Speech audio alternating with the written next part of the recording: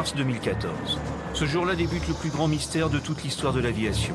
La disparition en plein vol d'un Boeing 777 de Malaysia Airlines. Dans un monde technologique où chaque mètre carré de la planète est scruté par une nuée de satellites, où le moindre de nos déplacements est suivi grâce à nos téléphones portables, dans un monde où chaque jour, quelques 80 000 avions sillonnent le ciel sous la direction vigilante des contrôleurs aériens,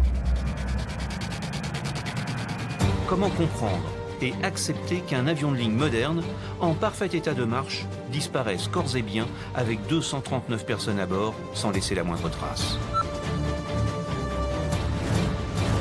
Un an après sa disparition, le vol MH370 demeure un mystère total et absolu. Les hypothèses sont nombreuses, de la plus sérieuse à la plus improbable, mais aucune à ce jour n'est totalement convaincante. Que s'est-il donc réellement passé le 8 mars dernier, vers 1h20 du matin, à 11 000 mètres d'altitude, au nord de la Malaisie? Les familles des victimes, majoritairement chinoises, sont plongées dans le doute. Il est difficile de faire son deuil lorsque les rumeurs les plus folles entretiennent l'espoir. Quant aux enquêteurs et aux experts en accidentologie aérienne, ils sont face à un cas unique dans les annales de l'aviation. On n'a jamais vu ça, c'est une énigme totale. Où est passé cet avion? Comment a-t-il pu disparaître sans laisser aucune trace? Il volait dans une zone couverte par les radars civils, les radars militaires. Quelqu'un a dû faire ça. Quelqu'un est forcément impliqué. Je ne sais pas ce qui s'est passé. Je veux connaître la vérité. Où est-il passé? Où a-t-il fini? Et où sont tous les passagers? Saurons-nous un jour la vérité? Sans doute se cache-t-elle dans les boîtes noires de l'avion. Mais faut-il encore être capable de localiser l'épave dans une zone de 60 000 km² en plein océan Indien? Aujourd'hui, une chose est sûre. Le flaperon, ce morceau d'aile du Boeing retrouvé le 29 juillet 2015 sur une plage de l'île de la Réunion, prouve que l'appareil s'est bel et bien écrasé quelque part en mer. Mais il ne fournit aucun indice sur la localisation précise de l'épave. Et aujourd'hui, rien ne prouve que le vol MH370 ne va pas conserver à tout jamais les secrets de sa disparition.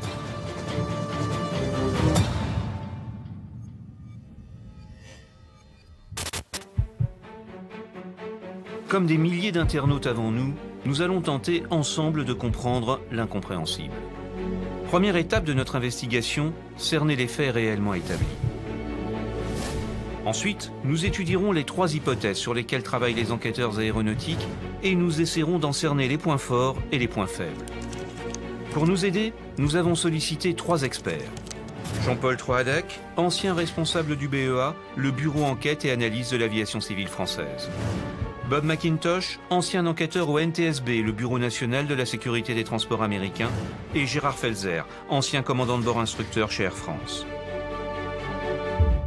L'histoire débute le 8 mars 2014, à l'aéroport de Kuala Lumpur en Malaisie. Ce soir-là, le vol MH370 à destination de Pékin est prévu à l'heure. Le vol doit durer 6h30 et l'équipage a embarqué 49 tonnes de kérosène, soit 8 heures de vol en conditions normales. L'avion est un Boeing 777-200, équipé de 2 moteurs Rolls-Royce. À bord, les 12 membres d'équipage ont accueilli 227 passagers de 14 nationalités différentes. 153 Chinois, 38 Malaisiens, 6 Australiens, mais aussi 4 Français, 3 Américains et 2 Canadiens. Le commandant de bord s'appelle Zahari Ahmad Shah. À 53 ans, il cumule plus de 18 000 heures de vol et est également instructeur chez Malaysia. Le copilote est plus jeune. Farik Abdulhamid a 27 ans et ne compte que 2700 heures de vol. À 0h41, le Boeing décolle de la piste de Kuala Lumpur. Rapidement après leur décollage, l'équipage quitte la fréquence de la tour de l'aéroport et prend contact avec le centre de contrôle en route de Subang. Les échanges radio entre les contrôleurs sont parfaitement normaux. Seule question, on ignore qui, du commandant ou du copilote, répond depuis l'avion. La voix enregistrée n'a jamais pu être formellement identifiée par les autorités, même si la femme du commandant, elle, a reconnu la voix de son mari. Malaysian 370. Malaysian 370, radar calling. Jusque-là, tout va bien. Le Boeing atteint sans difficulté son altitude de croisière de 35 000 pieds, ou 10 600 mètres, à la verticale du parc national de Taman Negara, au nord de la péninsule malaisienne. 26 minutes après son décollage, à 1h07, l'avion survole le point de navigation Higari. Et l'équipage confirme pour la 3e fois au contrôle que le vol est stable à 35 000 pieds d'altitude.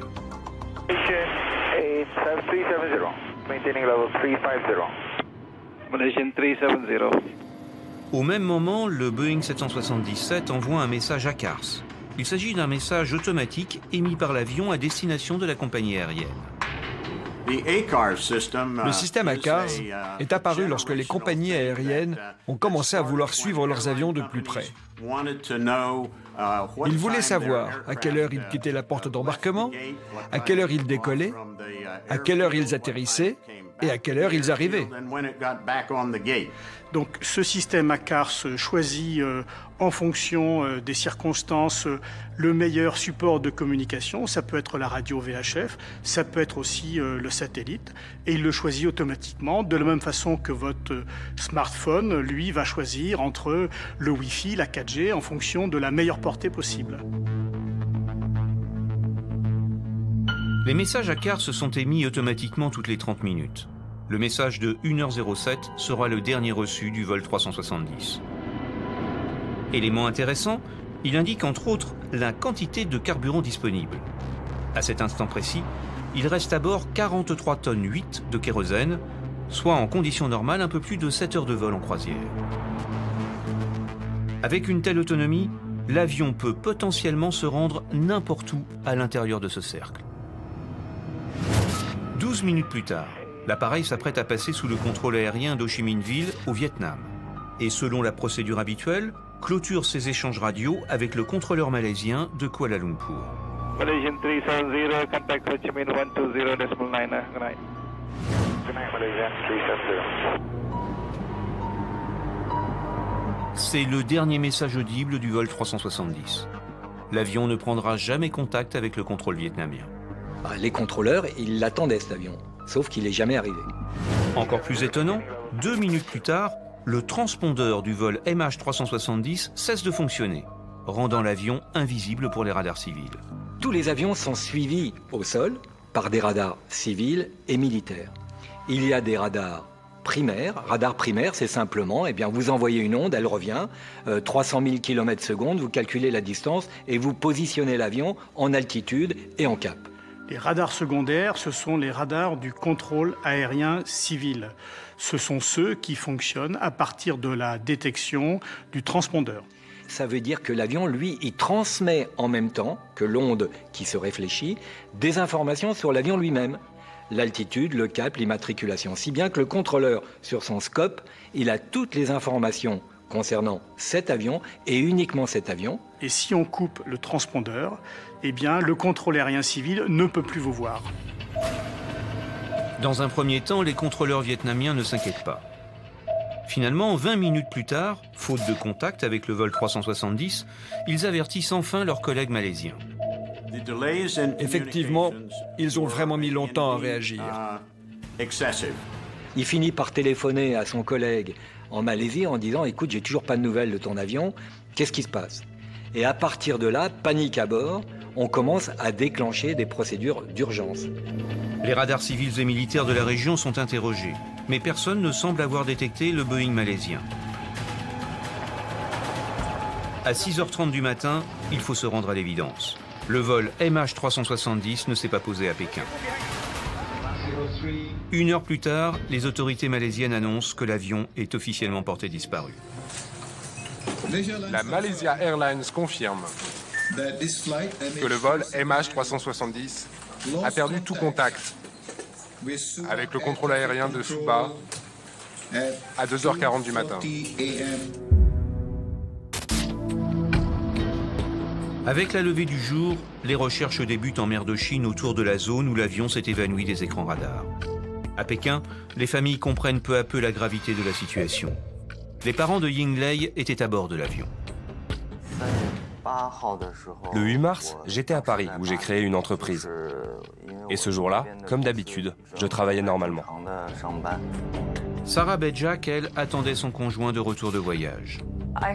J'ai eu la confirmation que le vol MH370 avait disparu en regardant sur Internet, où j'ai trouvé un article de CNN.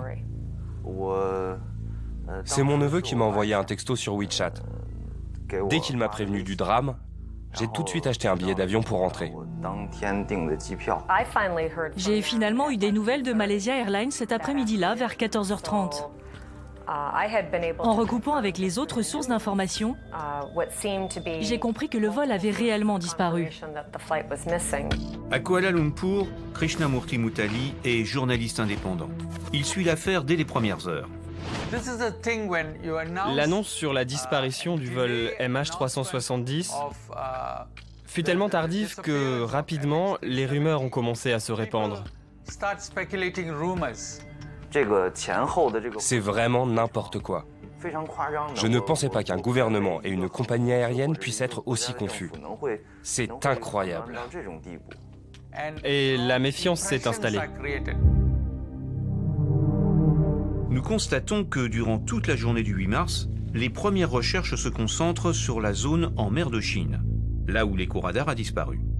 Comme la plupart des passagers étaient chinois, c'est la Chine qui, la première, a envoyé ses navires.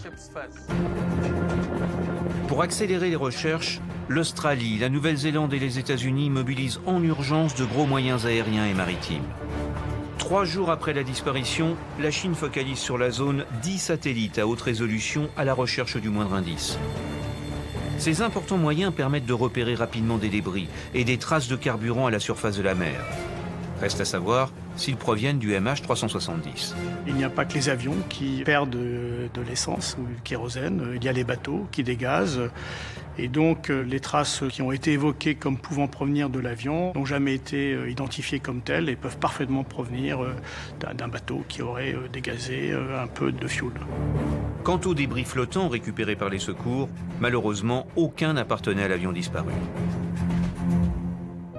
Le mystère est donc total. Et pour les familles, l'angoisse est terrible. Malgré l'importance des moyens de recherche mis en place, elles ont l'impression d'une confusion absolue de la part des autorités malaisiennes et de la compagnie aérienne. À environ 21h, ils ont annoncé en urgence une conférence de presse pour 22h. Nous explorons tous les aspects de ce qui aurait pu se passer avec cet avion. Donc déjà, une conférence de presse précipitée à 22h, ça met évidemment tout le monde à cran. Parce qu'on peut supposer qu'ils ont des choses à dire. Et une fois que nous aurons tous les rapports, nous en informerons tout le monde. Mais cette conférence, comme les suivantes, sera désespérément vide d'informations.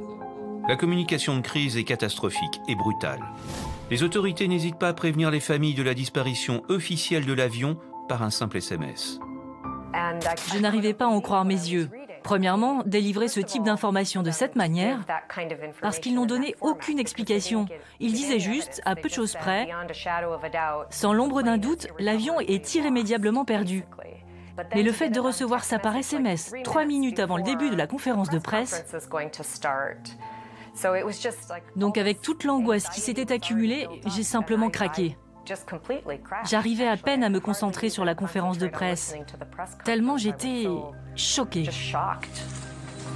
Mais, pour vous informer tous, même dans leur relation avec les familles.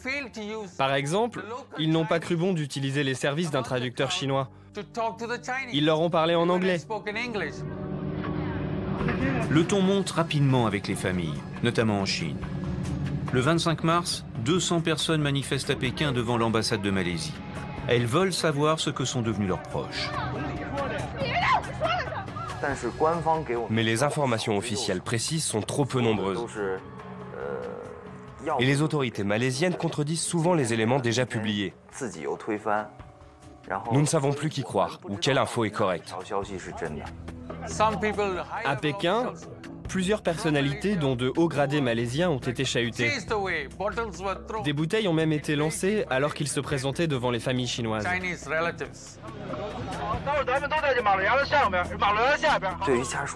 Nous avons quand même eu leur réponse. Mais toutes les familles ne sont pas satisfaites pour autant, parce que les autorités ne répondent pas directement et ouvertement à nos questions. Et sur certains points, ils ne nous répondent même pas du tout. Les familles en sont persuadées, les autorités ne disent pas toute la vérité. D'autant que des rumeurs commencent à circuler sur une éventuelle détection de l'avion la nuit de la disparition par des radars militaires.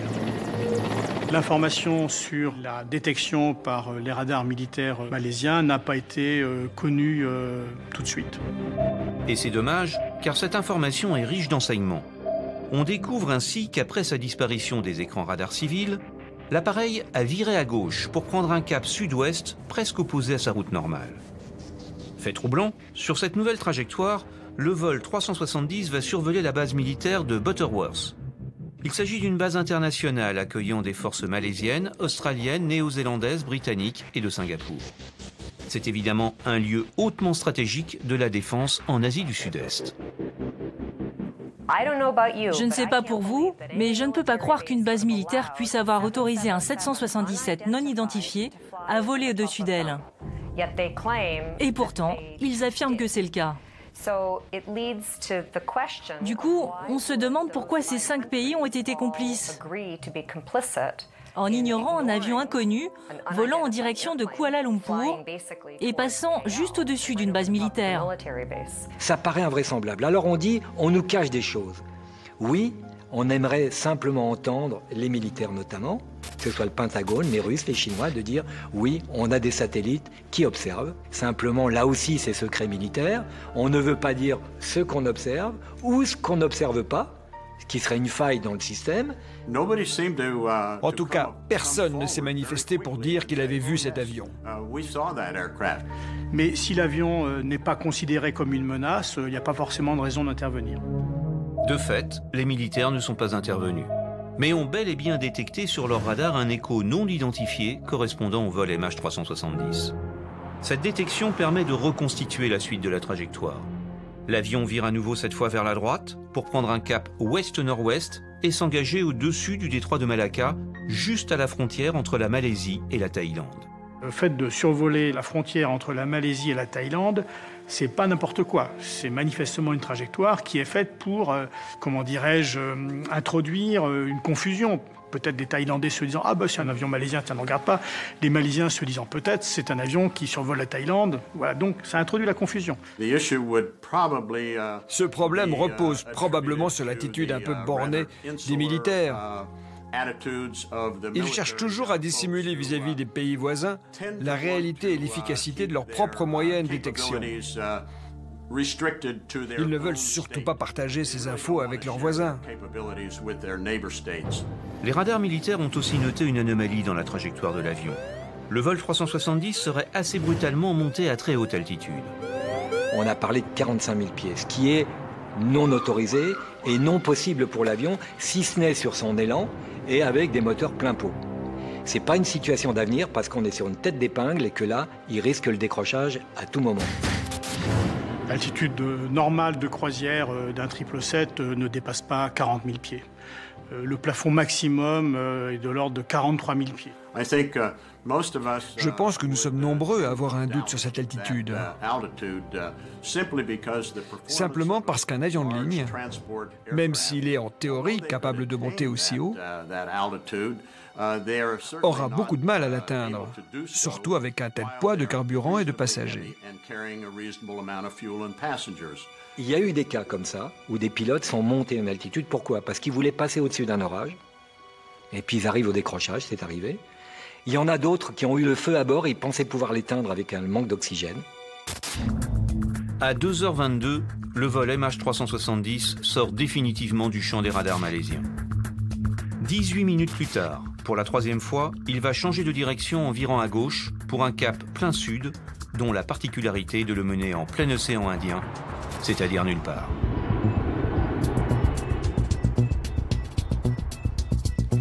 Aujourd'hui, ce dernier changement de cap est établi grâce aux enregistrements de la société britannique Inmarsat.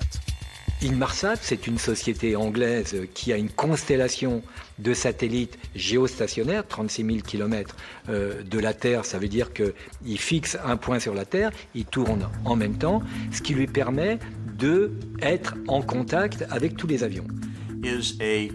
C'est un signal de contrôle. Un signal un peu comme la tonalité d'un téléphone qui ne durerait qu'une fraction de seconde. Alors le satellite de communication interroge l'avion à peu près toutes les heures. Et l'objet du signal, c'est de vérifier si l'avion est toujours dans la zone de couverture du satellite. Durant toute la nuit, l'avion répond régulièrement aux sollicitations du satellite, laissant ainsi une indication précieuse sur sa trajectoire. Le dernier signal est reçu à 8h19 du matin. Et ce qu'on suppose, c'est qu'il fait suite à une panne de moteur, c'est-à-dire les deux moteurs tombant en panne, le système électrique de l'avion se déconnecte, il y a un système de secours qui se reconnecte, et au moment de la reconnexion, on reprend contact avec le satellite. Et comme par hasard, ça s'est arrêté au bout de quelques 8 heures de vol, parce que l'avion s'est crashé, et là, il n'y avait plus de signal. L'interprétation de ces signaux, que les techniciens appellent des pings, va demander plusieurs jours aux spécialistes d'Inmarsat pour reconstituer la trajectoire probable du vol 370. Mais ça reste relativement approximatif. Ce n'est pas une trajectoire très précise.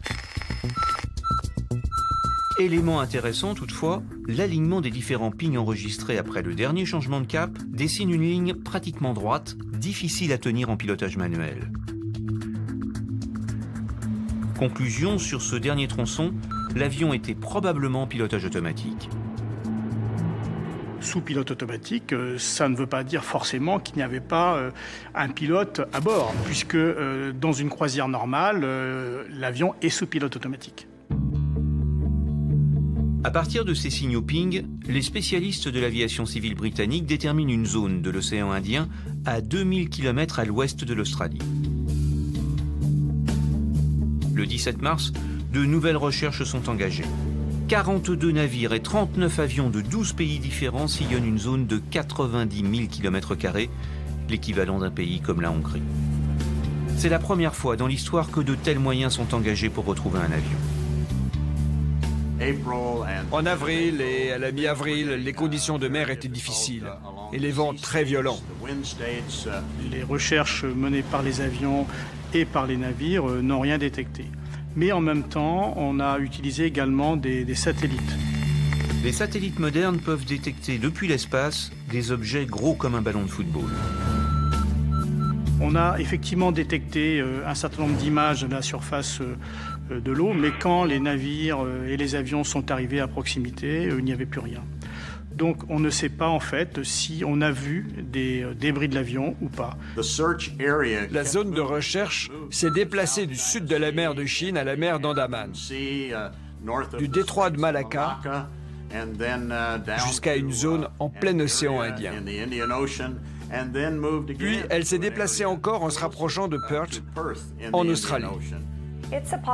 Il est possible que le retard dans la communication des bonnes informations ait conduit les premières équipes à chercher au mauvais endroit. Ceci dit, je ne suis pas sûr de croire aux données d'Inmarsat non plus. D'un autre côté, un avion aussi gros a forcément produit une montagne de débris quelque part. C'est juste qu'on ne les a pas trouvés. Retrouver l'épave est alors une course contre la montre. Les avions sont équipés de 2 boîtes noires. Une enregistre les sons dans le cockpit, l'autre plusieurs centaines de paramètres de l'avion. Les 2 boîtes sont équipées d'un émetteur dont l'autonomie est de 30 jours et qui permet de localiser plus facilement l'épave. Il y avait très peu de chances en réalité qu'on puisse les détecter, mais il fallait le tenter et c'est ce que je leur avais conseillé. Malheureusement, au bout de 40 jours de recherche dans des conditions météo épouvantables, il faut se rendre à l'évidence, le Boeing malaisien demeure introuvable.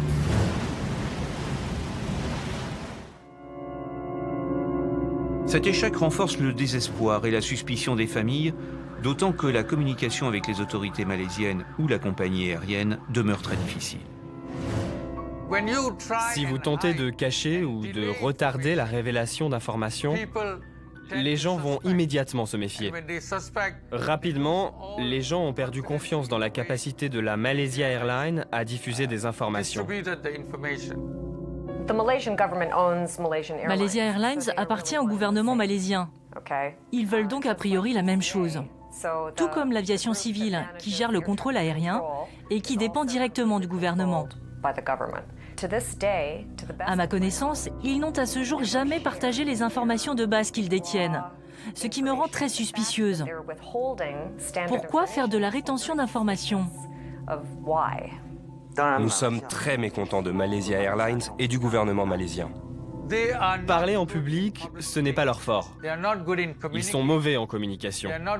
Ils ne savent pas dire les choses clairement et honnêtement. On pourrait croire qu'ils veulent cacher le fait qu'en tant que pays, ils ont fait systématiquement n'importe quoi.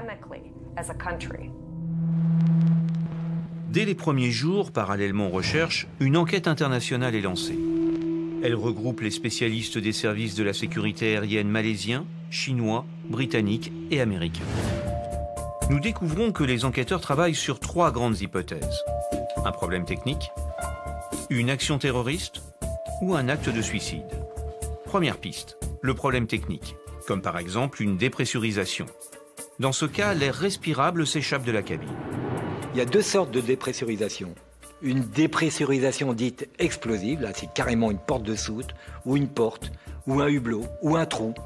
Et puis, il y a la dépressurisation lente. Ça peut être un défaut dans la carlingue, ça peut être dans une porte également. Petit à petit, l'avion perd l'air qui était dans la cabine. Et la pression diminuant, les passagers et les équipages, d'ailleurs, ne peuvent plus respirer et sont victimes d'hypoxie.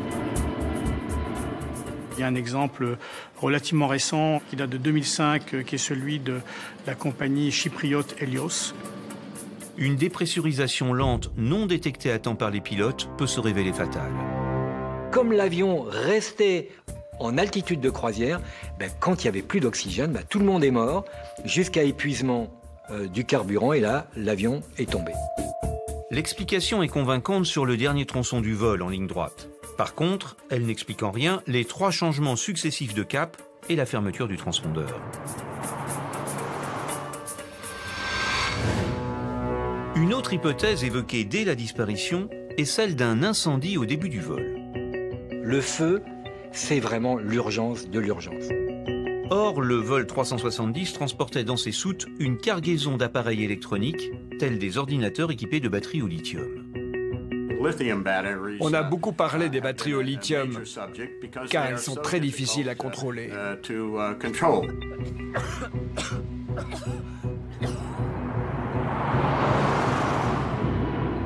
Après l'avoir nié dans un premier temps, Malaysia Airlines a finalement reconnu que des batteries au lithium se trouvaient bel et bien dans les soutes de l'avion. L'avion transportait de petites batteries au lithium, pas de grosses batteries.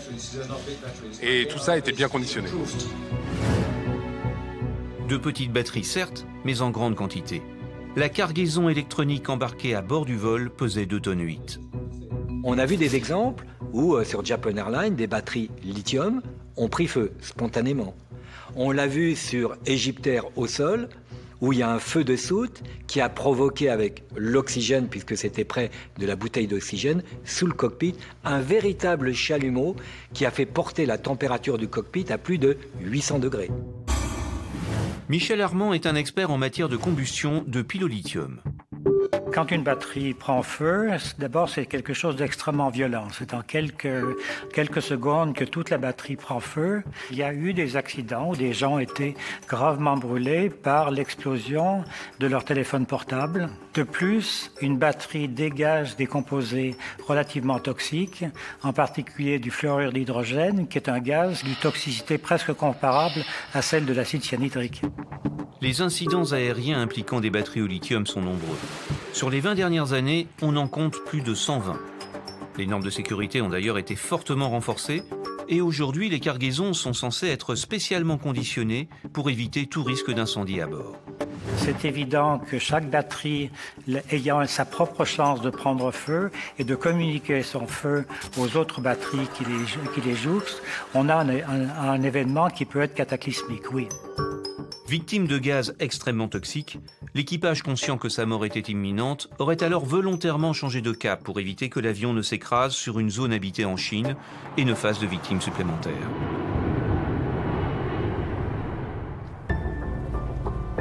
Cette hypothèse d'un incendie est soutenue par 3 témoignages. Tout d'abord, celui d'un technicien sur une plateforme pétrolière en mer de Chine, affirmant avoir vu dans le ciel un avion en feu. Le témoignage de cet ouvrier d'une plateforme pétrolière qui a vu l'avion renforce l'hypothèse d'un incendie à bord de l'appareil. Il a révélé à la presse ce qu'il a vu.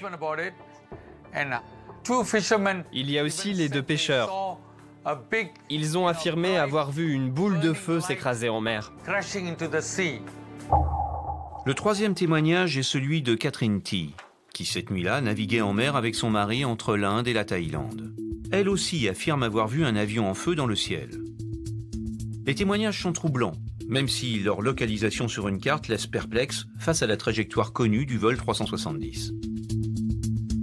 C'est une partie peu profonde de l'océan et très fréquentée. Donc si son histoire est vraie, alors on aurait retrouvé des restes de l'avion. Mais il n'y avait rien.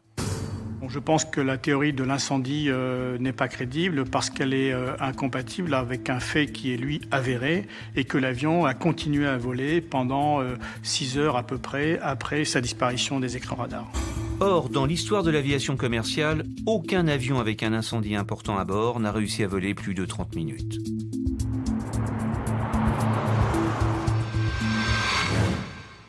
Pour les enquêteurs, la 2e grande hypothèse est celle d'une action terroriste. Dans les heures suivant la disparition, la liste des passagers est évidemment passée au crible à la recherche d'un suspect ayant des connaissances en matière de pilotage. On a parlé beaucoup sur Internet de cette possibilité que cet avion fasse un remake du 11 septembre.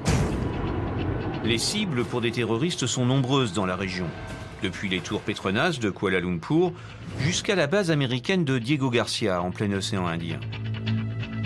Après tout, il y a quelques passagers dont on n'est pas sûr de leur identité. Il y a notamment 2 Iraniens qui ont embarqué sous une fausse identité avec des passeports volés. Parmi les passagers se trouvait également une vingtaine d'employés de la société Freescale, spécialisée dans les armes électroniques et le camouflage radar des avions. Pouvait-il constituer une cible pour des terroristes ?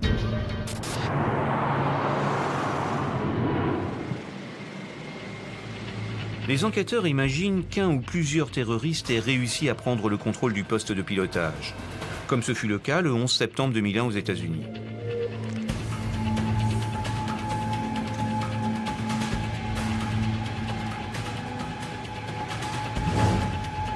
Pourtant, depuis cette date, l'accès au cockpit est en théorie impossible.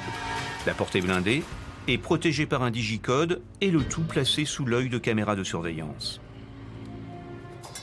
Reste que si un passager demande à visiter le poste, la réponse ne dépend que des pilotes. Et parfois, cette réponse est positive, comme le prouve cette photo prise 2 mois plus tôt dans le cockpit, en plein vol, avec le copilote et 2 jeunes passagères. Autre possibilité, une prise d'otage à main nue des passagers ou des membres d'équipage et un chantage fait aux pilotes pour leur faire ouvrir la porte.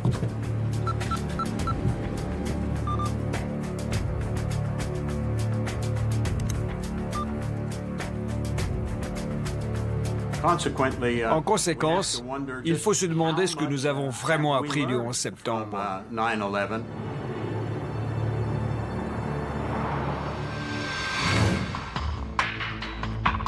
Il est possible également que grâce à une complicité au sein du personnel navigant, les terroristes aient pu se procurer des armes.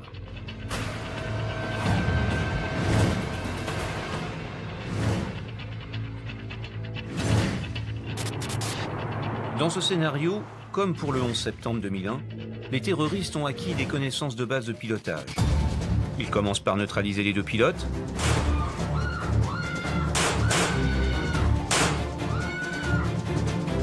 et prennent le contrôle de l'avion.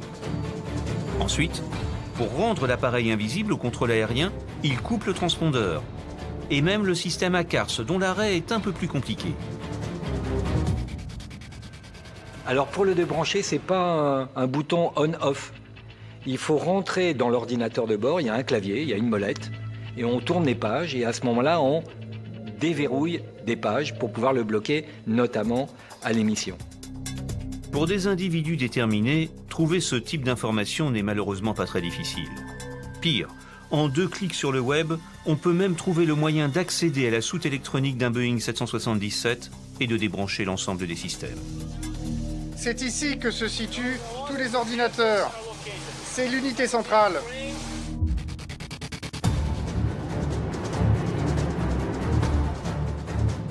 Une fois rendu invisible pour le contrôle aérien, l'avion s'est alors dérouté en direction peut-être de Diego Garcia, en prenant soin de voler au-dessus des frontières aériennes pour entretenir la confusion.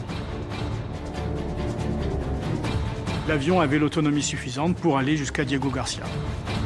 Diego Garcia, une des principales bases américaines dans la région, et surtout une superbe cible potentielle. Il s'agit d'une base militaire avec des pistes, des postes d'écoute et beaucoup d'équipements électroniques, ainsi que du personnel. Et puis ils ont surtout des satellites d'observation qui surveillent, puisque c'est une base opérationnelle. Donc à 1000 km autour de Diego Garcia, forcément ils avaient une information. Un détournement sur Diego Garcia a donc peu de chances de se faire dans la discrétion. Sauf à imaginer, comme certains le croient, une complicité des autorités américaines. Il n'y a que 2 entités qui connaissent le sort de l'avion. Boeing, ça c'est sûr, et les services secrets américains. Élément troublant en faveur de cette thèse sur Diego Garcia, plusieurs témoins aux Maldives affirment avoir vu l'avion les survoler le 8 mars au matin. Cet avion, en tous les cas, il aurait été aperçu en basse altitude, puisqu'ils disent qu'ils ont aperçu les hublots, et qu'il se dirigeait vers Diego Garcia, mais il lui restait 1000 km à faire. C'est une possibilité. Et notre détective privé, ainsi que plusieurs journalistes, sont allés interroger ces témoins. Mais leurs histoires ne se recoupent pas totalement. Il y a des divergences. Nous avons tenté de récupérer les enregistrements de cette matinée auprès du contrôle aérien des Maldives, car il y a beaucoup d'îles privées et de gros jets privés y atterrissent. Vous savez, de près, tous les avions paraissent gros. Mais nous n'avons pas pu vérifier ces informations, car les enregistrements ont été mis sous scellé. Alors, les autorités tentent-elles de dissimuler des éléments cruciaux du dossier concernant Diego Garcia? C'est une suspicion qui pour l'instant ne repose sur aucune preuve. Et surtout en totale contradiction avec la trajectoire maintenant connue et qui aboutit bien plus à l'est, en plein océan Indien. Il pourrait arriver à ce moment-là une deuxième hypothèse qui se rajoute à cette première, qui ferait que les passagers se révoltent. Effectivement, il est vrai qu'un tel scénario est envisageable. Comme ce fut le cas sur le vol 93 du 11 septembre 2001, les passagers ont peut-être réussi à maîtriser les terroristes, qui entre-temps avaient tué les 2 pilotes. Dans la bagarre, un coup de feu a pu partir, et la balle transperçait le fuselage, entraînant une dépressurisation lente. Sans pilote à bord, avec un oxygène se raréfiant, les passagers étaient alors condamnés à une hypoxie mortelle. Dans ce scénario, l'avion a ensuite poursuivi son vol en pilotage automatique, comme le prouve sa trajectoire rectiligne, jusqu'à l'épuisement de son carburant.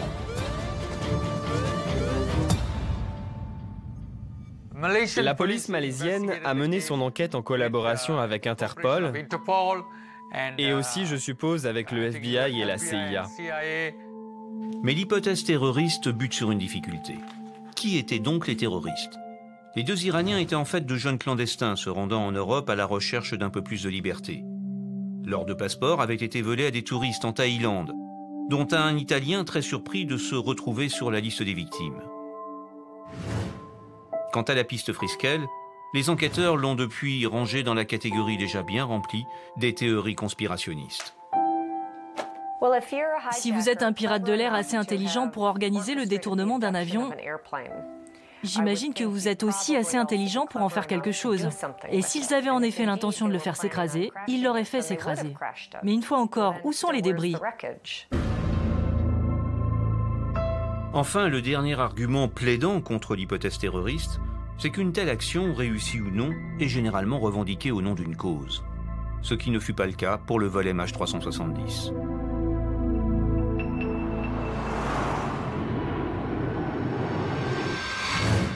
Reste une dernière hypothèse.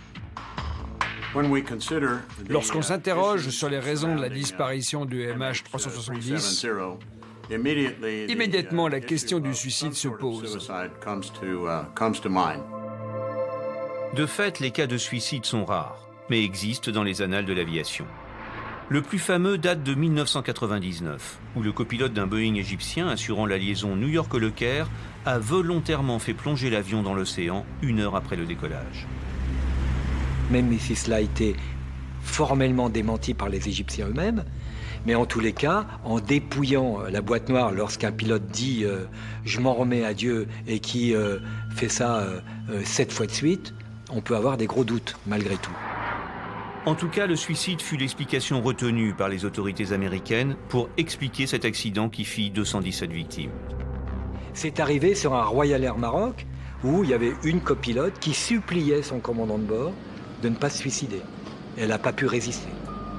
Un cas similaire est survenu dans une compagnie africaine chez Mozambique Airlines. Sur un vol, un des 2 pilotes est sorti du poste. L'autre a aussitôt verrouillé la porte pour rester seul dans le cockpit. À partir de là, il a eu le champ libre pour abattre sa dernière carte et commettre son crime en toute tranquillité. Une tentative réussie de suicide pourrait-elle expliquer la disparition du vol 370 ? Un des 2 pilotes a-t-il attendu que son collègue ait besoin d'aller aux toilettes pour s'enfermer dans le poste et mener tout le monde à la mort? Comme les portes sont sécurisées, eh bien, le gars, il ne peut plus rentrer. Mais même sécurisée, une porte ou une cloison peuvent se fracturer. Ce n'est qu'une question de temps. Je n'imagine pas qu'un des 2 pilotes, à l'extérieur du cockpit, se croise les bras en attendant que la porte s'ouvre pendant 6 heures. Ça n'existe pas, ça. L'hypothèse que certains ont faite est que l'avion serait monté très haut, justement pour priver les passagers d'oxygène. Souvenez-vous, dans le détroit de Malacca, les radars militaires ont enregistré une montée à plus de 45 000 pieds, soit plus de 13 700 mètres. S'agissait-il d'accélérer le manque d'oxygène, plongeant les passagers dans l'inconscience puis la mort? Un détail important, la réserve des masques individuels n'est que de 15 minutes. Mais pour être crédible, cette hypothèse repose sur une tendance suicidaire d'un des 2 pilotes. Farid Abdulhamid, le copilote, n'a que 27 ans. Il vole pour Malaysia Airlines depuis 2007, il est bien payé, est sur le point de se marier avec une jeune femme, elle aussi pilote, et en gros, l'avenir lui appartient. Pas le profil type d'un suicidaire. Un jeune homme, promis à un bel avenir, pourquoi ferait-il ça? Nous nous apercevons que les contours du commandant sont un peu plus flous. Nous avons posé la question à certains de ses plus proches amis. Ils ont tous répondu « Hey, ce gars, peu importe ce qu'il a dit ou ce qu'il a fait, c'est un bon pilote. C'est un pilote instructeur en charge du contrôle des autres pilotes. Il n'est pas du genre à perdre son équilibre mental aussi facilement. » Nous ignorons ce qui se passe dans la tête d'un homme, vous savez. Prenez le cas de Robin Williams. C'était un grand comédien, il était drôle. Et qu'est-ce qui lui est arrivé finalement? Il s'est suicidé. L'enquête de certains journaux décrit l'homme hanté par des problèmes sentimentaux. Sa femme l'aurait chassé du foyer et sa maîtresse aurait rompu quelques heures avant le vol. En tout cas, le commandant a reçu, juste avant le départ, l'appel d'une femme, passé à partir d'un téléphone portable souscrit sous un faux nom. Ces éléments n'ont jamais été confirmés par la famille. Les enquêteurs se sont également intéressés à l'éventuel rôle d'une motivation religieuse. Le capitaine Zahari n'était pas un fanatique. C'était un homme bon, juste, qui ne prêtait pas attention aux races. Et sur le plan religieux, c'était un modéré. Le commandant Zahari était également très engagé en politique. Et la veille du vol 370, son ami leader de l'opposition, Anwar Ibrahim, a été condamné à une peine de prison. De là à entraîner 272 personnes dans un suicide collectif, Des membres du Parlement malaisien appartenant à l'opposition ont affirmé que Zahari n'était pas du genre à créer des problèmes à la nation, encore moins à détruire un avion au nom de son idéologie politique. Reste que la propre fille du commandant a témoigné dans la presse que son père était depuis quelque temps devenu distant, sombre et renfermé. Un témoignage qu'elle a ensuite contesté. Le lendemain, la fille du capitaine Zahari a violemment critiqué les médias qui, selon elle, ont totalement déformé ses propos. Elle les a descendus en flèche, disant que c'était injuste et qu'elle était triste. Elle leur a dit qu'elle souffrait, que la situation était perturbante et que les médias profitaient de son malheur en parlant de son père d'une façon erronée. Et ça, elle ne pouvait pas leur pardonner. La femme du capitaine est un des membres de la famille des disparus, lesquels sont toujours restés assez soudés. Donc cette idée n'est pas plausible. Vous savez, la presse aime bien faire des montagnes à partir de rien. Mais de mon point de vue, je ne crois pas que ce soit vrai. Un dernier constat. Les quelques cas de suicide connus à bord d'un avion de ligne ont toujours été rapides, bien loin des presque 8 heures du vol du Boeing malaisien. Les enquêteurs savent que leur dernière chance de découvrir la vérité est de retrouver l'épave et les boîtes noires. Une nouvelle campagne de recherche a débuté à la fin de l'hiver austral en septembre 2014. Depuis longtemps, les boîtes noires n'émettent plus aucun signal susceptible de les localiser. Les recherches aujourd'hui s'effectuent à l'aide d'un sonar capable de détecter les gros débris de l'avion. Mais la zone à couvrir est gigantesque et la portée du sonar ne dépasse pas les 5 km.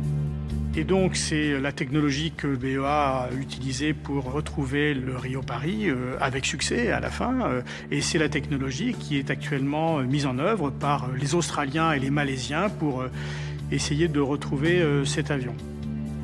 Le 29 juillet 2015, l'enquête fait un pas avec la découverte sur une plage de l'île de la Réunion d'une pièce métallique ressemblant à un morceau d'aile d'avion.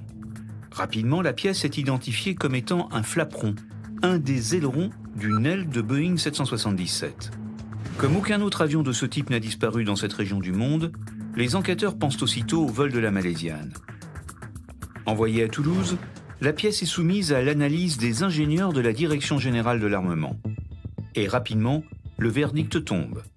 La découverte du numéro de fabrication de la pièce et la vérification auprès de Boeing permettent d'affirmer que le flaperon découvert appartient bien à l'appareil du vol MH370. Autre indice, la pièce est recouverte de différents crustacés. Et leur étude confirme que le flaperon a séjourné au moins 1 an dans de l'eau de mer et provient d'une zone tropicale ou tempérée car le type de crustacé découvert ne survit pas à moins de 18 degrés.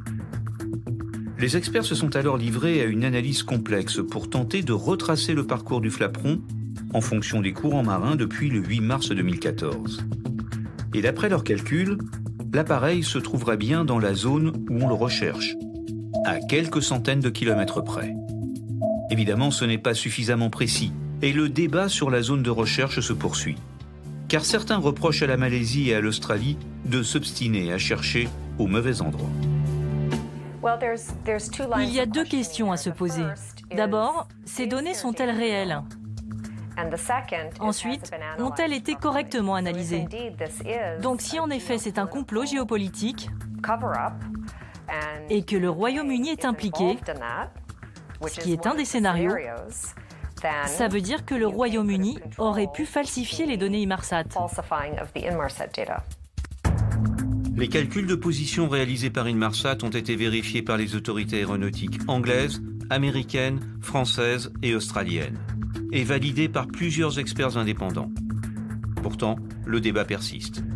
Début 2015, un autre expert indépendant, le mathématicien canadien Brooke McEwen, a publié une étude remettant en cause à la fois les calculs d'Inmarsat, mais aussi les raisons poussant les autorités à mener les recherches dans cette zone spécifique.